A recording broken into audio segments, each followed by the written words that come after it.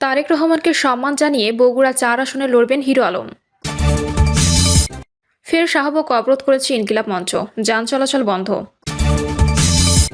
আগামী ১০ দিনের মধ্যে হাদি হত্যা মামলা তদন্ত প্রতিবেদন দেওয়া হবে, আশ্বাস স্বরাষ্ট্র উপদেষ্টার। জানাবো এনসিপি কি সত্যি জামাতের সঙ্গে জোট করছে, যা জানালেন আক্তার। এবং সর্বশেষ জানাবো কোরআন ও সুন্নাহর বাইরে কোনো আইন হতে দেওয়া হবে না, বললেন মির্জা ফখরুল। দর্শক শুনছিলেন সংবাদ শিরোনাম, এবার জানিয়ে দিব বিস্তারিত সংবাদ। তবে তার আগে অনুরোধ থাকবে ভিডিওটিতে একটি লাইক দিন এবং ভিডিও সম্পর্কে আপনাদের গুরুত্বপূর্ণ মতামত কমেন্ট করে জানিয়ে দিন। আপনাদের প্রতিটি কমেন্ট আমাদের অনেক অনুপ্রেরণা যোগায়। ফের শাহবাগ অবরোধ করেছে ইনকিলাব মঞ্চ, যান চলাচল বন্ধ। ইনকিলাব মঞ্চের আহ্বায়ক ওসমান হাদির হত্যার বিচারের দাবিতে ফের শাহবাগ মোড় অবরোধ করেছেন মঞ্চের নেতাকর্মীরা। এর ফলে সড়কটি দিয়ে যান চলাচল বন্ধ হয়ে যায়, শুধুমাত্র অ্যাম্বুলেন্সকে যাতায়াতের ব্যবস্থা রাখা হয়েছে। দুপুর থেকে শহরের বিভিন্ন প্রান্ত থেকে জড়ো হতে শুরু করেন ছাত্র জনতা। ধীরে ধীরে মানুষে পূর্ণ হয়ে ওঠে শাহবাগ এলাকা। সবাই স্লোগানে স্লোগানে উত্তাল করে তুলছেন পুরো এলাকা। এ সময় এ লড়াইয়ে জিতবে কারা? হাদির সৈনিকেরা নারায়ে তাকবীর, আল্লাহু আকবার, ইনকিলাব ইনকিলাব, জিন্দাবাদ জিন্দাবাদ, শাহবাগ না ইনসাফ, ইনসাফ ইনসাফ, তুমিও জানো আমিও জানি, শাহবাগীরা হিন্দুস্তানি সহ নানা স্লোগান দেন। আগামী ১০ দিনের মধ্যে হাদি হত্যা মামলা তদন্ত প্রতিবেদন দেওয়া হবে, আশ্বাস স্বরাষ্ট্র উপদেষ্টার। আগামী ১০ দিনের মধ্যে ইনকিলাব মঞ্চের মুখপাত্র শরীফ ওসমান হাদি হত্যা মামলার তদন্ত প্রতিবেদন দেওয়া হবে বলে জানিয়েছেন স্বরাষ্ট্র উপদেষ্টা লেফটেন্যান্ট জেনারেল জাহাঙ্গীর আলম চৌধুরী। উপদেষ্টা বলেন, বর্তমান অন্তর্বর্তী সরকার জুলাই গণঅভ্যুত্থানের সম্মুখ সারির যোদ্ধা শরীফ ওসমান বিন হাদির হত্যাকাণ্ডের ঘটনায় ন্যায় বিচার নিশ্চিত করতে বদ্ধপরিকর। আপনারা জানেন, এর প্রকৃত ঘটনা উদ্ঘাটনে পুলিশ, বিজিবি, র্যাব ও অন্যান্য গোয়েন্দা সংখ্যা নিবিড় ও সমন্বিতভাবে কাজ করে যাচ্ছে। এই হত্যাকাণ্ডের তদন্তে যথেষ্ট অগ্রগতি হয়েছে।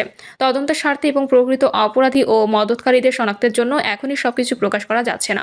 তদন্তের স্বার্থে যে অংশটুকু জনসমক্ষে প্রকাশ সম্ভব তা আপনাদের সামনে তুলে ধরছি। জাহাঙ্গীর আলম চৌধুরী বলেন, মামলা চলাকালীন এ যাবৎ ১১ জনকে গ্রেপ্তার করা হয়েছে। গ্রেপ্তাররা হলো ঘটনার মূল হোতা ফয়সাল করিম মাসুদের বাবা হুমায়ুন কবির, মা হাসি বেগম, স্ত্রী শাহেদা পারভিন সামিয়া, শালক ওয়াহিদ আহমেদ শিপু, গার্লফ্রেন্ড মারিয়া আক্তার লিমা, মোহাম্মদ কবির, নুরুজ্জামান নোমানি ওরফে উজ্জ্বল, সিবিয়ন দিও, সঞ্জয় চিসিম, মোহাম্মদ আমিনুল ইসলাম রাজু, মোহাম্মদ আব্দুল হান্নান। গ্রেপ্তারদের মধ্যে ৬ জন ১৬৪ ধারায় স্বীকারোক্তিমূলক জবানবন্দি দিয়েছে এবং ৪ জন সাক্ষীও ১৬৪ ধারায় সাক্ষ্য দিয়েছে।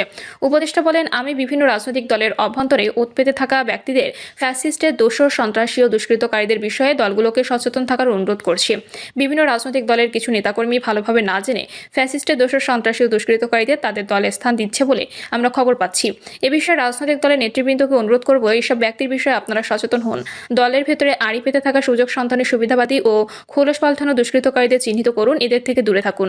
প্রয়োজনে আইন শৃঙ্খলা বাহিনীর সহযোগিতা নিন, তাহলে আইন শৃঙ্খলা পরিস্থিতি নিয়ন্ত্রণে থাকবে বলে আমার বিশ্বাস। এনসিপি কি সত্যি জামাতের সঙ্গে জোট করছে, যা জানালেন আক্তার।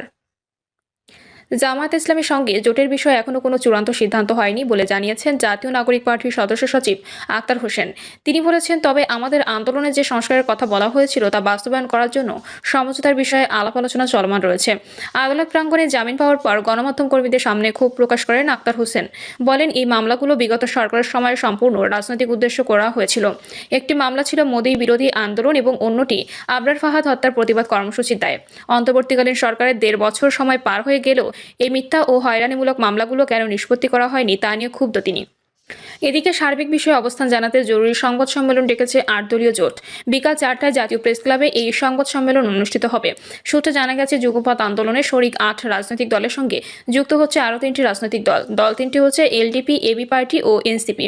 এ বিষয়ে বিস্তারিত জানাতে বিকালে জরুরি সংবাদ আহ্বান করা হয়েছে ৮ দলের পক্ষ থেকে। সংশ্লিষ্ট একাধিক সূত্র থেকে জানা গেছে, বিএনপির শীর্ষস্থানীয় নেতাদের সঙ্গে এনসিপির শীর্ষ নেতৃত্বের প্রত্যক্ষ ও পরোক্ষভাবে একাধিকবার আলোচনা হয়। তবে চাওয়া পাওয়া নিয়ে শেষ পর্যন্ত বোঝাপড়া হয়নি। বিএনপির ভারপ্রাপ্ত চেয়ারম্যান তারেক রহমান দেশে ফেরার পর তার সঙ্গে সরাসরি আলোচনা করা যায় কিনা সে চেষ্টাও ছিল, তবে সেটা আর হয়ে ওঠেনি। এর মাঝে বিএনপি ও জামাতের বাইরে আলাদা জোট গঠনের চিন্তা থেকে মধ্যপন্থী আলাদা জোট করার উদ্যোগ নেওয়া হয়।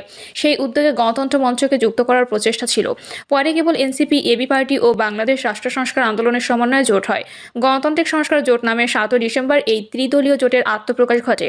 কিন্তু ভোটের রাজনীতির হিসাব নিকাশ মেলাতে গিয়ে এনসিপি বড় দুই দলের কোনো একটির সঙ্গে আসন সমঝোতাকে গুরুত্ব দেয়। বিএনপির সঙ্গে সমঝোতার সম্ভাবনা কমে আসার পর সম্প্রতি এনসিপি জামায়াত ইসলামীর সঙ্গে আলোচনায় যুক্ত হয়।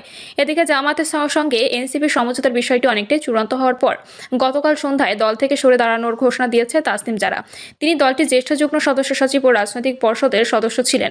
এর আগে গত বৃহস্পতিবার দলটি থেকে পদত্যাগ করেন এনসিপিতে জামায়াত বিরোধী অংশের নেতা হিসেবে পরিচিত মীর আরশাদুল হক।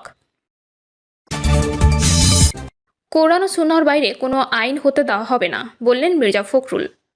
বাংলাদেশে কোরআন ও সুন্নাহর বাইরে কোনো আইন প্রণয়ন করতে দেওয়া হবে না বলে মন্তব্য করেছেন বিএনপি মহাসচিব মির্জা ফখরুল ইসলাম আলমগীর। তিনি বলেন, দেশ বর্তমানে একটি ক্রান্তিকাল অতিক্রম করছে এবং আন্দোলন সহ বিভিন্ন মাধ্যমে দেশকে অস্থির করার অপচেষ্টা চলছে। এ বিষয়ে সবাইকে সতর্ক থাকার আহ্বান জানান তিনি বলেন, নিজেদের মধ্যে ভুল বোঝাবুঝি ও বিবাদ সৃষ্টি হলে ষড়যন্ত্রকারীরা সুযোগ নেবে, যা দেশ ও জাতির জন্য ক্ষতিকর হবে। তাই সবাইকে ঐক্যবদ্ধ থাকার আহ্বান জানান তিনি। বিএনপি মহাসচিব বলেন, তিনি আরও বলেন, ইসলাম শান্তির ধর্ম এবং নির্বাচনের মাধ্যমে দেশে শান্তি প্রতিষ্ঠা করাই বিএনপির লক্ষ্য। মির্জা ফখরুল জানান, বিএনপি ক্ষমতায় এলে খতিব, ইমাম ও মাওলানাদের মাসিক সম্মানী দেওয়া হবে, ধর্মীয় উৎসবে ভাতা প্রদান করা হবে, দক্ষতা উন্নয়ন ও কর্মসংস্থান সৃষ্টি করা হবে। অন্যান্য ধর্মের উপাসনালয়ের প্রধানদেরও মাসিক সম্মানী দেওয়া হবে। তিনি বলেন, বিএনপির প্রতিষ্ঠাতা শহীদ প্রেসিডেন্ট জিয়াউর রহমান ইসলামের জন্য গুরুত্বপূর্ণ অবদান রেখে গেছেন। পবিত্র মক্কা শরীফের আরাফাতে রোপণ করা জিয়া গাছ তার একটি নিদর্শন। তারেক রহমানকে সম্মান জানিয়ে বগুড়া 4 আসনে লড়বেন হিরো আলম। হিরো আলম নির্বাচনের মৌসুম এলেই যাকে নিয়ে আলোচনা শুরু হয়, সমর্থন ও বিতর্ক দুটির মধ্য দিয়েই আবার সংসদে ফেরার স্বপ্ন দেখছেন আলোচিত এই কন্টেন্ট ক্রিয়েটর। আসন্ন ত্রয়োদশ জাতীয় সংসদ নির্বাচন সামনে রেখে নিজের অবস্থান পরিষ্কার করেছেন তিনি। একই সঙ্গে বিএনপির ভারপ্রাপ্ত চেয়ারম্যান তারেক রহমানকে ঘিরে নেওয়া এক গুরুত্বপূর্ণ সিদ্ধান্তের কথাও প্রকাশ করেছেন হিরো আলম। সামাজিক যোগাযোগ মাধ্যমে দেওয়া এক পোস্টে তিনি জানান, তারেক রহমানের প্রতি সম্মান জানিয়ে বগুড়া 6 সদর আসনে প্রার্থী হচ্ছেন না, তবে বগুড়া 4 আসনে নির্বাচনে অংশ নেওয়ার আগ্রহের কথা স্পষ্টভাবে তুলে ধরেন তিনি। পোস্টে হিরো আলম লেখেন, ইনশাল্লাহ এবারও আমি বগুড়া 4 আসনে নির্বাচন করব। তারেক রহমান আমাদের বগুড়ায় মানুষের ভরসার জায়গা, তার প্রতি সম্মান জানিয়ে বগুড়া 6 সদর আসনে প্রার্থী হতে চাই না। বগুড়ার মানুষ হিসেবে সবাইকে এই সিদ্ধান্তে আসা উচিত। নিজের অতীত নির্বাচনী অভিজ্ঞতার কথা স্মরণ করে তিনি বলেন, এর আগেও বগুড়া 4 ও বগুড়া 6 আসনে নির্বাচনে অংশ নিয়েছিলাম। আমি প্রার্থী হওয়ার কারণে এই ভোট চুরির ঘটনা বিশ্ব দেখেছে। বগুড়া 4 আসনের মানুষ আজও জানেন আমি নির্বাচিত ছিলাম। দলমত নির্বিশেষে সবাই আমাকে সংসদে পাঠাতে চেয়েছিল। তিনি আরও দাবি করেন, ডামি ভোট আর কারচুপির মাধ্যমে আমাকে পরাজিত দেখানো হয়েছিল। আমার উপর হামলা হয়েছে, পাতানো নির্বাচন প্রত্যাখ্যান করেছি। সবকিছু সাক্ষী বিশ্ব। ভোটারদের উদ্দেশ্যে হিরো আলম বলেন, এবার জনগণ ভোটাধিকার প্রয়োগের সুযোগ পেয়েছে। আমি আবারও বগুড়া 4 আসনে প্রার্থী হতে চাই, বগুড়া 6 আসনে নয়। এ বিষয়ে কেউ যেন গুজব না ছড়ায়। প্রিয় দর্শক, এই ছিল এখনকার সর্বশেষ সংবাদ। আপডেট সব সংবাদ পেতে চ্যানেলটি সাবস্ক্রাইব করে বেল আইকনটি ক্লিক করে রাখুন।